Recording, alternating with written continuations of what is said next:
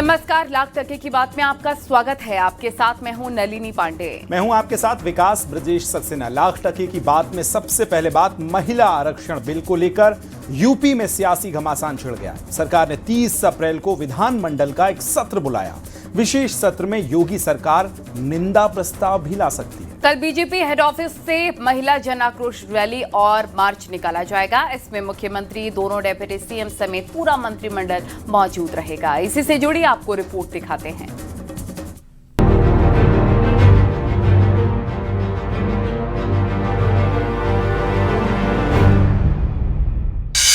महिला आरक्षण बिल को लेकर सियासत अब और तेज होती जा रही है।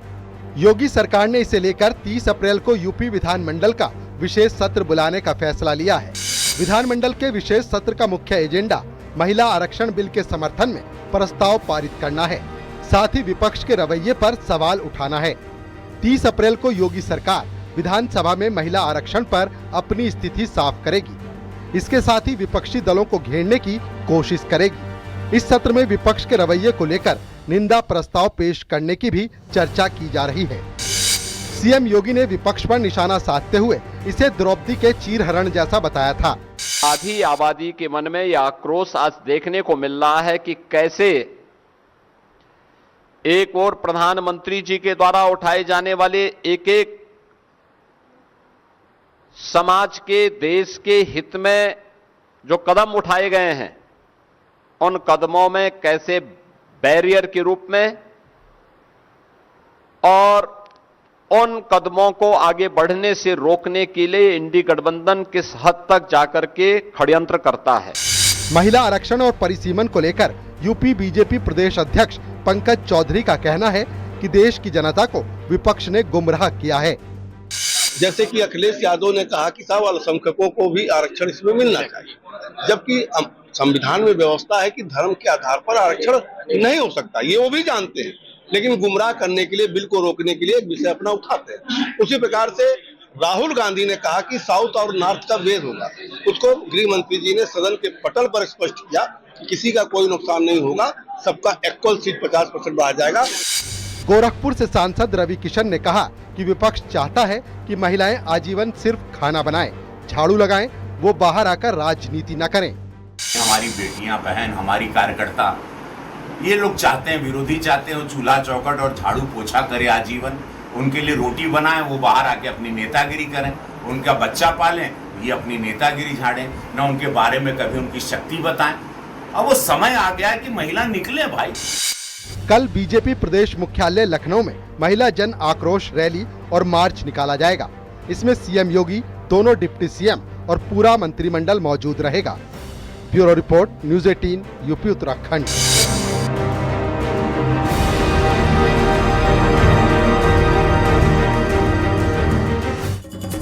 समाजवादी पार्टी महिला संशोधन विधेयक बिल को क्यों बता रही है परिसीमन संशोधन बिल, और इतने बड़े सियासी कदम को समाजवादी पार्टी क्यों बता रही है अपनी जीत?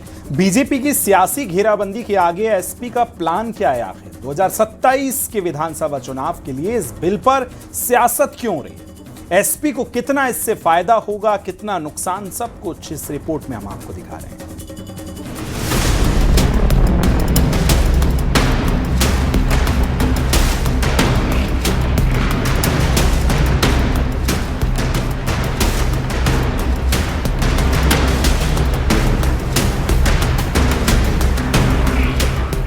संसद में महिला आरक्षण से जुड़ा संशोधन बिल भले ही गिर गया हो, लेकिन पीएम मोदी समेत बीजेपी का हर नेता विपक्ष पर हमलावर है। वहीं समाजवादी पार्टी यूपी में अब ये बताने की कोशिश में है कि बिल महिलाओं के वेलफेयर का नहीं था, बल्कि इसकी आड़ में सरकार परिसीमन कराना चाहती थी। खुद अखिलेश इसे परिसीमन वाला बिल बता रहे हैं। बिल 33% महिलाओं के हक देने के लिए नहीं, बल्कि उनका हक मारने के लिए लाया जा रहा था। ये भाजपा और उनकी वर्चस्ववादी महिला विरोधी सामंती सोच की साजिश है, जिसका हम विरोध करते रहेंगे। इसके लिए भी चाहे साल लगे या सदी। दरअसल ये 33% महिलाओं को आरक्षण दे नहीं रहे थे, बल्कि 33% महिलाओं से आरक्षण छीन रहे थे। एसपी का कहना है कि अगर बीजेपी इस मुद्दे को ज्यादा उठाएगी तो उसे ही नुकसान होगा, क्योंकि उसकी असलियत सामने आएगी। अगर हमारी मुस्लिम बहनाएं साथ आ गईं, उनकी भी आबादी 18% के आसपास है, तो चूर नहीं चकनाचूर हो जाओगे। इसलिए बीजेपी को मेरी एक नेक सलाह है कि इस मामले को ज्यादा हाइप मत दो, नहीं हिडन में चले जाओ। सत्ताधारी दल और विपक्ष दोनों अपना अपना परसेप्शन बनाने की कोशिश कर रहे हैं। अब देखना ये है कि आखिर में जीत किसकी होगी। हालांकि आखिरी फैसला जनता की अदालत करेगी, लेकिन उत्तर प्रदेश में चुनाव की वजह से ये मुद्दा ज्यादा बड़ा हो जाता है। नतीजे बताएंगे कि आखिर कौन कितना आम जनता को समझा पाया। फिलहाल सत्ता पक्ष और विपक्ष के बीच में जुबानी जंग तेज है। कैमरा पर्सन रवि के साथ अलाउद्दीन, न्यूज़ 18 लखनऊ। बीजेपी सांसद अरुण गोविल ने नारी शक्ति वंदन बिल पर कहा कि विपक्ष ने जो गलती की है उसका खामियाजा उन्हें भुगतना पड़ेगा। वहीं केंद्रीय मंत्री बीएल वर्मा ने कांग्रेस और एसपी पर निशाना साधा। विधानसभा सत्र और निंदा प्रस्ताव पर बोले एसपी सांसद शर्जील इस्लाम ने पलटवार किया है। लोकसभा में बीजेपी को बेनकाब किया, विधानसभा में पोल खोलने का काम करेगी एसपी। बड़ी बातें उनकी तरफ से कही गई हैं, आपको सुनवाते हैं।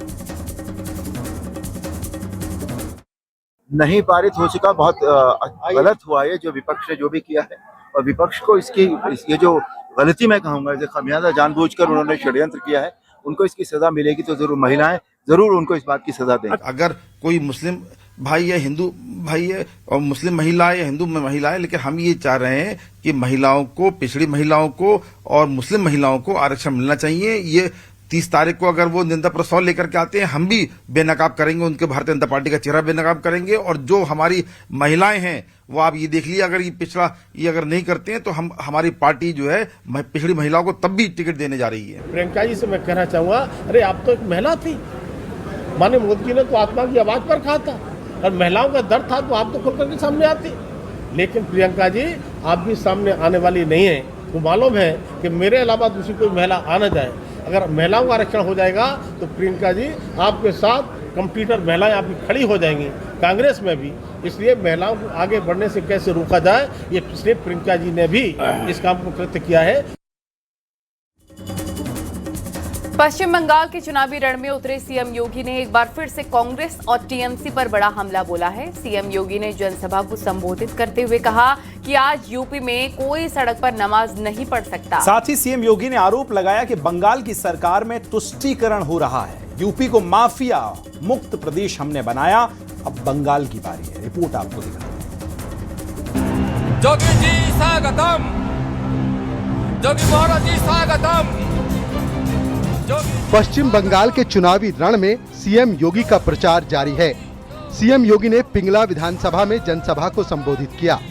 अंबेडकर के अपमान को लेकर सीएम योगी ने कांग्रेस और टीएमसी पर बड़ा हमला बोला।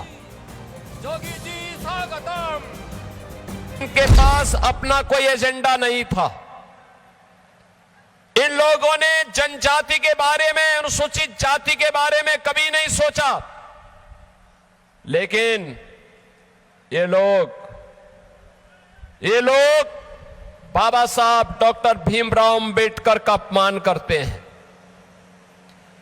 ये लोग राष्ट्रपति के बंगाल आगमन के दौरान प्रोटोकॉल का उल्लंघन करके उन्हें अपमानित करने का काम करते हैं। सीएम योगी ने कहा, आज यूपी में कोई सड़क पर नमाज नहीं पढ़ सकता। यूपी 25 करोड़ की आबादी का यूपी है, लेकिन 25 करोड़ की यूपी की आबादी में सड़क पे कोई नमाज नहीं होती है।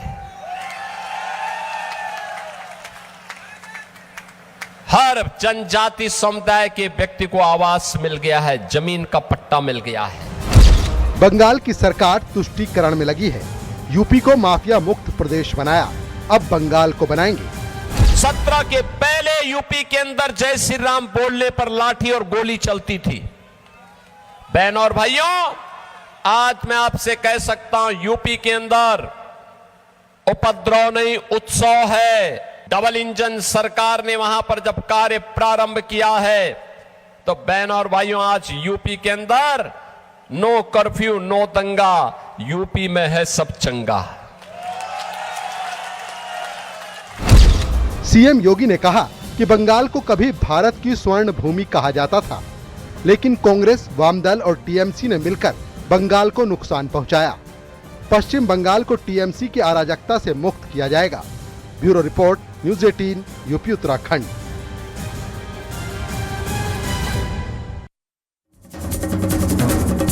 आजम खान और अब्दुल्ला आजम को आज कोर्ट से बड़ा झटका लगा। अब्दुल्ला के 2 पैन कार्ड मामले में दोनों को 7-7 साल की सजा सुनाई गई थी, जिसके खिलाफ उन्होंने याचिका दायर की थी। रामपुर के सेशन कोर्ट ने अपना फैसला सुनाया है। कोर्ट ने इस मामले में दोनों की याचिका को खारिज करते हुए सजा को बरकरार रखा। ऐसे में पिता पुत्र दोनों को लंबे वक्त तक जेल में ही रहना पड़ सकता है। इसी से जुड़ी आपको रिपोर्ट दिखाते हैं।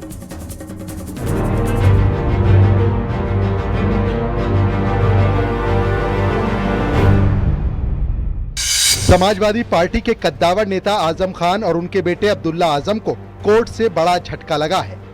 कोर्ट ने 2 पैन कार्ड मामले में हुई सजा के खिलाफ दोनों की याचिकाएं खारिज करते हुए दोनों की सजा बरकरार रखी है। ऐसे में पिता पुत्र दोनों को लंबे वक्त तक जेल में रहना पड़ सकता है। ये माननीय सेशन न्यायालय विशेष न्यायाधीश MP MLA doctor Vijay Kumar की कोर्ट से ये दोनों की अपील खारिज कर दी जो सजा के खिलाफ थी। जी, जो सजा के खिलाफ अपील थी वो खारिज की गई है। अच्छा, जो सजा बढ़ाने को लेकर अभियोजन पक्ष से भी दाखिल की थी, उस पर क्या? उस पर सुनवाई के लिए माननीय न्यायालय द्वारा तिथि निर्धारित की जाएगी। साल 2019 में बीजेपी नेता आकाश सक्सेना ने इस मामले में केस दर्ज करवाया था। उनका कहना है कि सेशन कोर्ट ने आजम और अब्दुल्ला की अपील को खारिज कर दिया है। ये सच की जीत है। 2 पैन कार्ड के मामले में अब्दुल्ला आजम खान और आजम खान, इन दोनों को जो ACGM कोर्ट रामपुर के द्वारा 7-7 साल की जो सजा हुई थी, उसी सजा के अगेंस्ट इन लोगों ने अपील डाली हुई थी। उसी अपील में आज session court MP MLA Rampur में फैसला आया है और उनकी अपील को खारिज कर दिया गया है। हमें पूर्ण विश्वास था कि सत्य की ही जीत होगी। अब्दुल्ला आजम पर अलग अलग बर्थ डेट के आधार पर 2 पैन कार्ड बनवाने का आरोप है। इस मामले में आजम खान की भूमिका भी जांच के दायरे में आई थी। आजम खान नवंबर 2025 से जेल में बंद हैं। उन्हें पैन कार्ड मामले में ही कोर्ट ने 7 साल की सजा सुनाई थी। आजम खान सितंबर 2025 में ही जेल से रिहा हुए थे। हालांकि 55 दिन के बाद 18 नवंबर 2025 को कोर्ट के फैसले के बाद उन्हें जेल जाना पड़ा। इस सजा के खिलाफ जो आजम खान और अब्दुल्ला आजम की तरफ से अपील दाखिल की गई थी, वो कोर्ट ने खारिज कर दी है। फिलहाल एक बार फिर आजम खान और अब्दुल्ला आजम को कोर्ट से झटका मिला है। विशाल सक्सेना, न्यूज़ 18, रामपुर।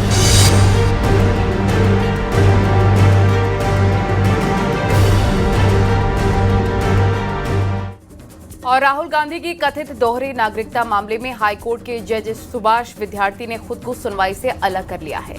सुनवाई के लिए नए बेंच को नॉमिनेट करने के लिए फाइल को चीफ जस्टिस के सामने भेजने के निर्देश दिए गए हैं। कोर्ट ने याचिकाकर्ता S विघ्नेश शिशिर के जरिए सोशल मीडिया पर की गई टिप्पणियों का संज्ञान लेते हुए खुद को सुनवाई से अलग किया। जज सुभाष विद्यार्थी ने हाल ही में दोहरी नागरिकता मामले में राहुल गांधी के खिलाफ केस दर्ज करने का आदेश दिया था। बीजेपी कार्यकर्ता S विघ्नेश शिशिर ने लखनऊ की MP MLA कोर्ट के 28 जनवरी के आदेश को चुनौती देते हुए हाईकोर्ट में याचिका दाखिल की थी। MP MLA कोर्ट ने S विघ्नेश शिशिर की अर्जी को यह मानते हुए खारिज कर दिया था कि नागरिकता से जुड़े मुद्दों पर फैसला लेने का अधिकार उनके पास नहीं है। जस्टिस सुभाष विद्यार्थी ने ओपन कोर्ट में इस मामले में राहुल गांधी के खिलाफ FIR दर्ज कर जांच करने का आदेश दिया था, लेकिन ये आदेश टाइप होता और उनके हस्ताक्षर होते इससे पहले ही जस्टिस सुभाष विद्यार्थी ने इस आदेश को रोक दिया और ये कहा कि राहुल गांधी को भी इस मामले में नोटिस दिया जाए, उनका पक्ष भी सुना जाए, तभी इस मामले में आगे कोई कार्रवाई हो।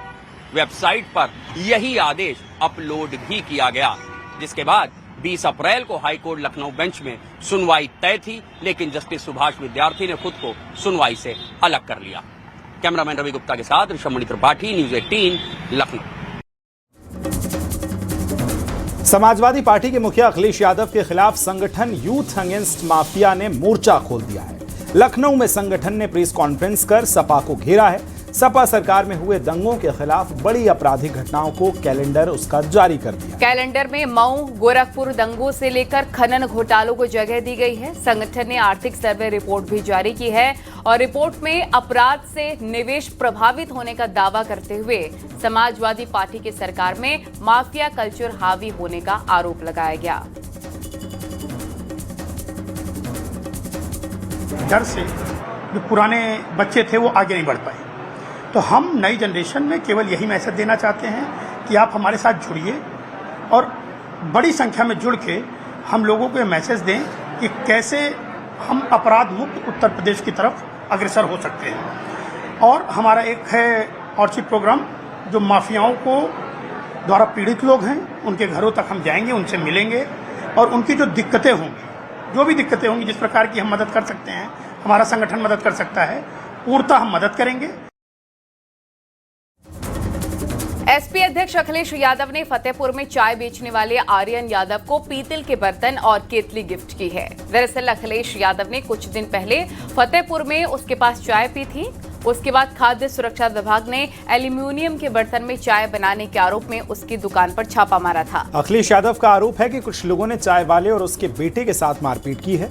अब अखिलेश यादव ने चाय पिलाने वालों को लखनऊ बुलाकर पीतल के बर्तन गिफ्ट किए। इस मौके पर अखिलेश यादव ने तंज कसा कि उनके घर पर भी एल्यूमिनियम के बर्तन हैं, उसे भी सील कर दीजिए। एक मुस्लिम नेता को आगे करके शिकायत कार्रवाई करवाई गई है, जिससे कि केस बन सके। चाय वाले को परेशान किया जा रहा है।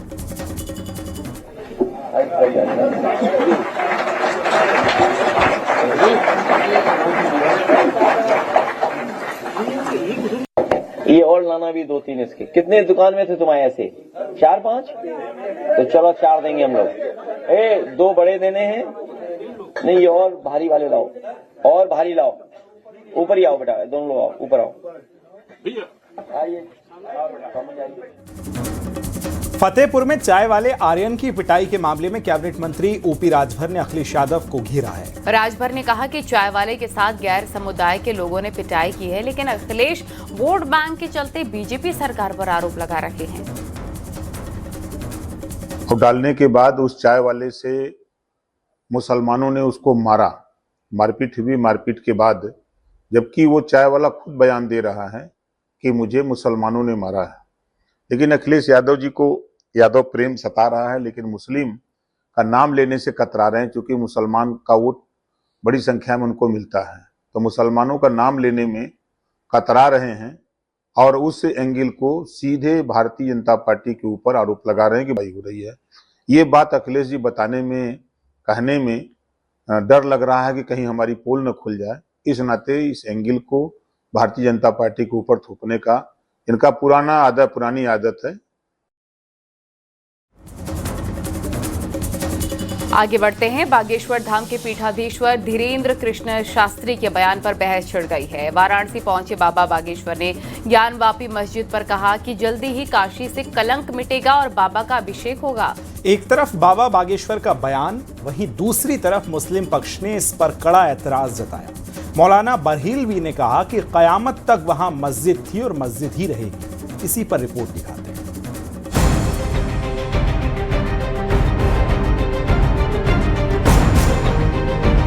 सनातन की हुंकार, ज्ञानवापी पर बवाल।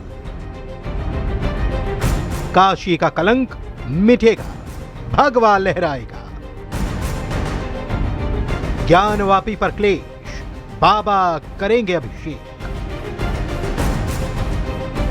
बागेश्वर धाम के पीठाधीश्वर पंडित धीरेन्द्र कृष्ण शास्त्री सोमवार को वाराणसी पहुंचे, जहां ज्वेलरी शॉप के उद्घाटन के दौरान धीरेन्द्र शास्त्री ने मंच से ज्ञानवापी को लेकर बड़ा बयान दिया। मंच से संबोधन देते हुए उन्होंने ज्ञानवापी परिसर को लेकर न्यायालय से जल्द फैसला आने की उम्मीद जताई और मस्जिद को कलंक बता दिया। धीरेन्द्र शास्त्री के साथ ही बड़ी संख्या में उनके अनुयायी थे। इस बीच मंच पर से अपने और काशी के रिश्ते का जिक्र करते हुए बागेश्वर सरकार ने कहा कि काशी विश्वनाथ मंदिर के पास जो कलंक लगा है, हम भगवान से प्रार्थना करते हैं कि न्यायालय जल्द फैसला दे। भगवान की कृपा से वहां अभिषेक होगा और भगवा लहराएगा।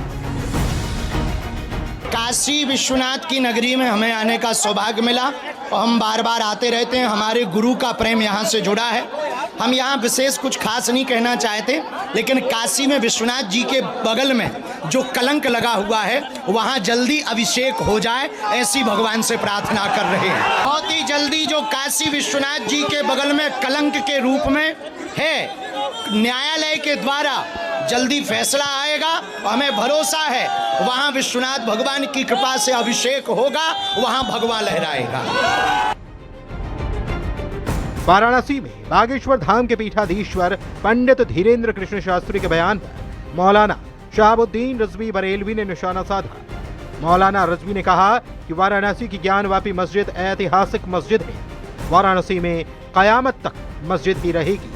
वाराणसी मस्जिद प्रक्रिया अदालत में विचाराधीन है।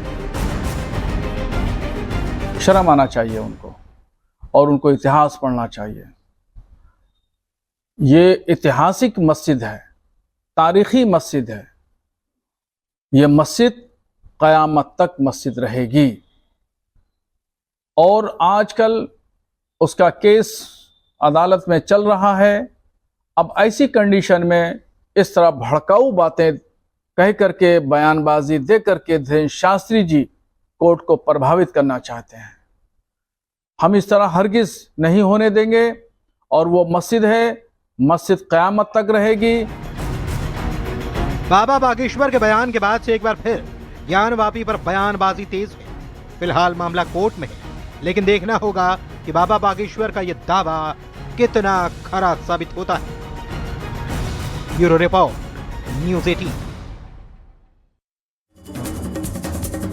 और इटावा से बड़ी खबर मिल रही है, जहां कार वर्कशॉप में भीषण आग लगी है। आग की चपेट में आने से 6 कारें जलकर राख हो गई हैं।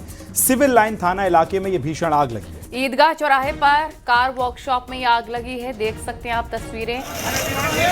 काफी ज्यादा भीषण ये आग है। ईदगाह चौराहे पर कार वर्कशॉप पर ये आग लगी है और ये आग धीरे धीरे फैलती ही चली जा रही है। तमाम फायर ब्रिगेड के फायर फाइटर्स वहाँ पर पहुँचे हुए हैं। गाड़ियाँ वहाँ पर मौजूद हैं जो कि आग पर काबू पाने का प्रयास कर रही हैं।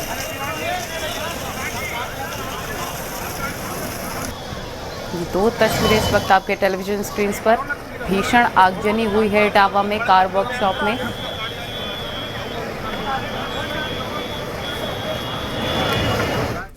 और यहाँ वक्त हो गया एक छोटे से ब्रेक का। बने रहिए न्यूज़ 18 के साथ।